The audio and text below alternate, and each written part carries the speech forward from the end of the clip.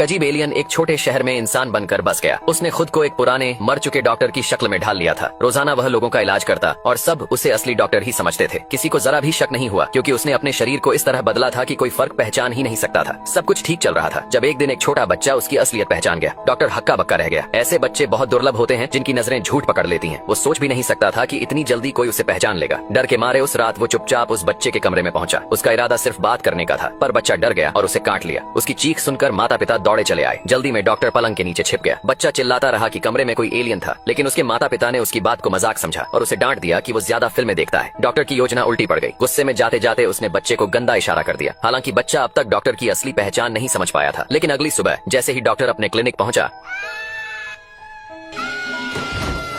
बच्चा घर वालों को बताने लगा कि डॉक्टर ही वो अजनबी है जिसने रात को उस पर हमला किया था। पर उसके मम्मी पापा को उस पर विश्वास नहीं हुआ क्योंकि डॉक्टर तो आम इंसानों जैसा ही लगता था। बच्चा थाने पहुंचा, लेकिन पुलिस ने भी उसकी बात पर ध्यान नहीं दिया। उल्टा उसके पिता को समझाया कि उसे अपने बच्चे को सुधारना चाहिए। बस एक महिला कांस्टेबल ने उसकी मदद की और कहा कि वो उस अजनबी की तस्वीर बनाए। अगली सुबह बच्चा वो तस्वीरें पूरे शहर में चिपका देता है। डॉक्टर जब ये देखता है तो गुस्से से तिलमिला उठता है। अब वह बच्चे से छुटकारा पाने की ठान लेता है। उसने चोरी छिपे बच्चे की साइकिल की ब्रेक काट दी। उसे पता था कि बच्चे के रास्ते में एक लंबा ढलान आता है, बिना ब्रेक के बच्चा जरूर गिर पड़ेगा। और वैसा ही हुआ। अगली सुबह बच्चे के एक्सीडेंट की खबर आई। डॉक्टर ने चेहरे पर गंभीरता बनाए रखी, लेकिन अंदर ही अंदर खुश हो रहा था। पर तभी एक झटका लगता है। बच्चा जिंदा था और अस्पताल में था। जब डॉक्टर बच्चे के पिता से बात कर रहा था, उसी समय उसने बच्चे को डराने की कोशिश की, मगर बच्चा बिल्कुल नहीं डरा, बल्कि जवाब भी दिया। डॉक्टर ने उसकी चोट पर जोर डाला, फिर भी बच्चा टस से मस नहीं हुआ। अब डॉक्टर खुद को हारा हुआ महसूस करने लगा। उसे समझ नहीं आ रहा था कि एक जमीन के साधारण बच्चे से वो बार बार मात कैसे खा रहा है। आखिर में थक हार कर उसने अपना सामान समेटा और वहाँ से भागने की तैयारी कर ली।